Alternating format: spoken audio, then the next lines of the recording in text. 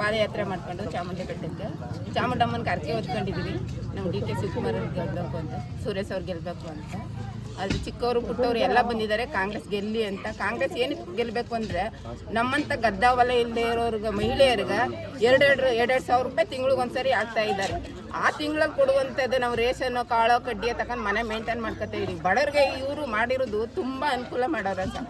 ಇನ್ನೇನು ಹೇಳೋಕೆ ಇಷ್ಟಪಡಿದ್ರು ನಮ್ಮ ಕಾಂಗ್ರೆಸ್ಸು ಮುಂದಾಗಿ ಬರಲೇಬೇಕು ಅಂತ ಹೇಳ್ತೀನಿ ಅಷ್ಟೇ. ಬಿಜೆಪಿ ಅವರು ಜೆಡಿಎಸ್ ಅವರು ಆರೋಪ ಮಾಡ್ತಾರೆ ಗ್ಯಾರಂಟಿಗಳಿಂದ ರಾಜ್ಯಕ್ಕೆ ತೊಂದರೆ ಆಗ್ತದೆ, ಅದಕ್ಕೆ ಅಭಿವೃದ್ಧಿ ಆಗ್ತದೆ, ಮಹಿಳೆಯರು ಇದಾಗ್ತವ್ರೆ ಅಂತ.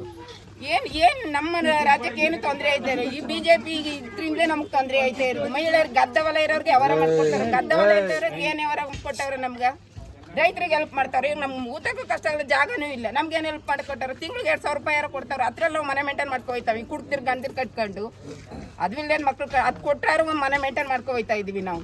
ಈಗ ಕುಮಾರಸ್ವಾಮಿ ಅವರು ಒಂದು ಹೇಳ್ಕೊ ಕೊಟ್ಟವ್ರೆ, ಶಕ್ತಿ ಯೋಜನೆ ಈಗ ಗ್ಯಾರಂಟಿ ಏನು ಕೊಟ್ಟವ್ರೆ, ಆ ಯೋಜನೆಗಳಿಂದ ಹೆಂಗ್ಸರು ದಾರಿ ತಪ್ತವ್ರ ಅಂತ ಹೇಳೋರಲ್ಲ. ಹೆಂಗ್ಸ್ ಯಾಕೆ ದಾರಿ ತಪ್ತಾರೆ? ಹೆಂಗ್ಸಿಂದೆ ಮುಂದುವರಿತಾ ಇರೋದು. ಹೆಂಗ್ಸಿಲ್ದೇನೆ ಯಾರು ಏನು ಮಾಡೋಕ್ಕಾಯ್ತಾ ಇಲ್ಲ ಕರ್ನಾಟಕದಲ್ಲಿ. ಹೆಂಗ್ಸೆ ಇವತ್ತು ನಾನಲ್ಲ ಅಂತ ಹೋಯ್ತಾ ಇರೋದು. ಹೇಳ್ಬೋದು ನಿಮ್ಗೆ ಮುಳ್ಳಿಂದ ನಾಲ್ಕು ಏನಾರು ಮಾತಾಡ್ಬೋದು. ಅದಕ್ಕೆ 10 ವರ್ಷದಿಂದ ಏನು ಮಾಡ್ಕೊಟ್ಟಿದ್ದಾರೆ ನಮ್ಮಂತ ಬಡವ್ರಿಗೆ? ದಾರಿ ತಪ್ಪದೆ ಆಗಿ ಹೆಂಗ್ಸ್ರ ಬಗ್ಗೆ ಮಾತಾಡೋಷ್ಟು ಇದಿಲ್ಲ.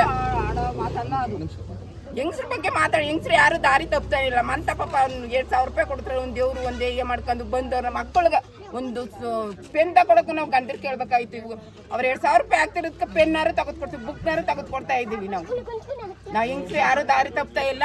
ನಾವು ಈ ಸತ ನಮ್ಮ ಕಾಂಗ್ರೆಸ್ಸೇ ಬರಬೇಕು ಅಂತ ನಾವು ಚಾಮುಂಡಮ್ಮನ ಹರಕೆ ಹೊತ್ಕೋತೀವಿ. ಆ ತಾಯಿ ಚಾಮುಂಡೇಶ್ವರಿ ಒಳ್ಳೇದು ಕೆಟ್ಟದ್ದೆಲ್ಲ ನೀಡಿ ನಮ್ಮ ಡಿ ಕೆ ಶಿವಕುಮಾರ್ ಅವರು ನಮ್ಮ ಕಾಂಗ್ರೆಸ್ಸೇ ಬರಲಿ.